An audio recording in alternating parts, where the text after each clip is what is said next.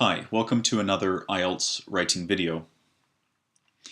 In this lesson, we're looking at two modifiable essay structures that you can tailor to meet the needs of any task to question you face. If you find this video helpful, visit my blog at IELTSIELTS.com and join the forum where you can interact with me and other IELTS candidates at IELTSnetwork.com. IELTS Task 2 requires you demonstrate your ability to produce a logically structured piece of writing that responds effectively to a prompt. But because you are only given 40 minutes to carry out this task, it is important you enter the exam with a thorough understanding of how to structure an essay effectively. So before we begin this lesson, it is important to note that although your examiner is expecting to see structure in your writing, they are not expecting to see a certain structure. So in other words, there is no single surefire structure to an IELTS Task 2 essay. Multiple essay styles are capable of scoring perfect band 9 so long as they fulfill the IELTS writing requirements. So that said, the base structures I'm about to show you in this video are modifiable and can be tailored to meet the requirements of any Task 2 question. And I'll demonstrate how to do this through case examples in upcoming videos. But for the sake of this video, we're just going to be looking at the base structures and just the fundamentals and how each structure works. So now I've tried to graphically produce the function of each structure on the screen here. So on the left you see argument essay structure, on the right you see discussion essay structure. The first of the two structures, so argument essay structure, in the structure the IELTS candidate makes a claim, so otherwise known as an argument, at the beginning of the essay, and then uses evidence to prove that claim. So this essay is written with assertive language to help persuade the reader of the writer's opinion.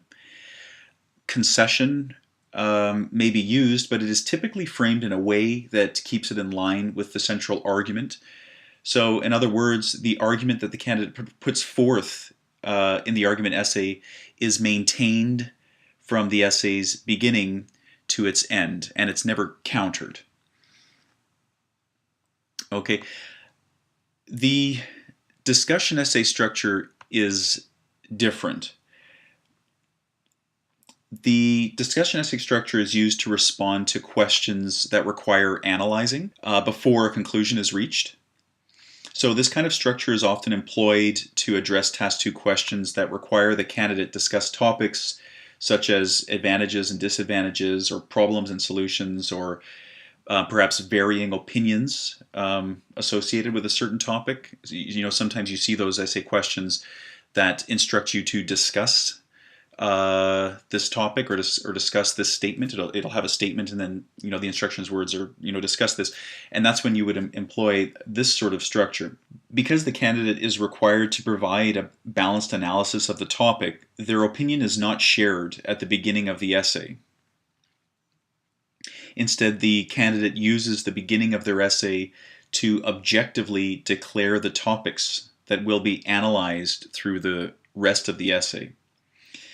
And that's what I'm trying to show here with the colors. So these are different colors because we're looking at different sides of the same topic, versus on the argument essay side where it's all the same color because we're putting forth our position. We're stating clearly what our position is on the topic, and we're maintaining this position throughout the entire essay and trying to convince the reader to agree with our stance on a certain position. But that's not the case in the discussion essay. So here we're looking at perhaps the opinions of other people, perhaps the advantages in one paragraph, the disadvantages. So it's sort of an essay structure that weighs different sides of a topic and then finally comes to a reasoned conclusion. And I've put this in green to to kind of represent that green is the area where the writer's opinion comes into effect. So on the argument essay side, you see it's green from start to finish, and on the discussion essay side, you see we're looking at different sides of a topic before coming to a reasoned conclusion. Okay, so the analyzing of these positions is carried out, and minor conclusions are drawn in the supporting paragraphs of the essay.